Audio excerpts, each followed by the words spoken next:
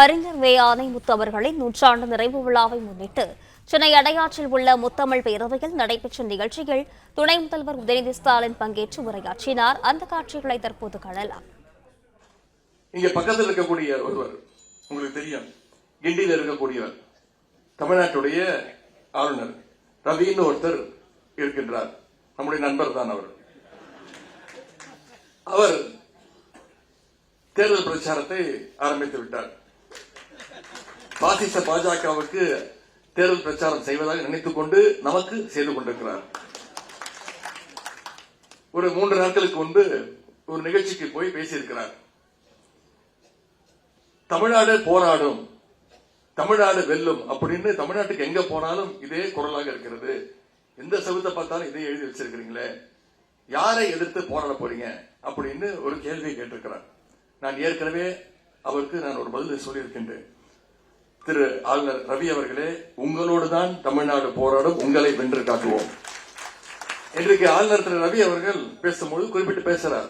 அவர் தமிழ் கத்துக்கிறாரா, தமிழ் கத்துக்க முயற்சி எடுத்துக்கிட்டு இருக்கிறாராம். நீங்க தமிழ் கத்துக்கணும்னு முயற்சி பண்றீங்களே, அதுக்கு தமிழ்நாடு போராடினதுதான் முக்கியமான காரணம். அன்னைக்கு தமிழ்நாடு போராடாம இருந்திருந்தா ஆளுநர் ரவி அவர்கள் இன்னைக்கு தமிழ்ல பேசியிருக்க மாட்டார். நாமெல்லாம் ஹிந்தியில பேசிட்டு இருந்திருப்போம். அதான் பாஜகவுடைய எந்த தில்லுமுள்ளு வேலையும் இன்னைக்கு தமிழ்நாட்டு மக்கள்கிட்ட ஈடுபட மாட்டேங்குது. பாஜகவை நேரடியா மக்கள் ஆதரவை பெற முடியாது. அதனாலதான் இன்னைக்கு அதிமுகவை மிரட்டி அவங்களோட தோல் மேல ஏறிக்கிட்டு இன்னைக்கு சவாரி செஞ்சுட்டு தமிழ்நாட்டுக்குள்ள நுழைய பார்க்கிறாங்க. பாஜகவுக்கு பழைய அடிமைகள் பத்தாம இன்னைக்கு புது புது அடிமைகளையும் வலை வீசி தேடிட்டு இருக்குது பாஜக. இன்னைக்கு அதிமுகவோட நிலைமை என்ன? திரு எடப்பாடி பழனிசாமி அவர்கள் இன்னைக்கு அதிமுக வாடகை எடுத்து இன்னைக்கு அந்த கட்சியை உள்வாடகைக்கு கொடுத்திருக்கிறார். இன்னைக்கு நம்ம சுயமரியாதை இயக்கத்துடைய 100ஆண்டை கொண்டாடி கொண்டிருக்கிறோம்.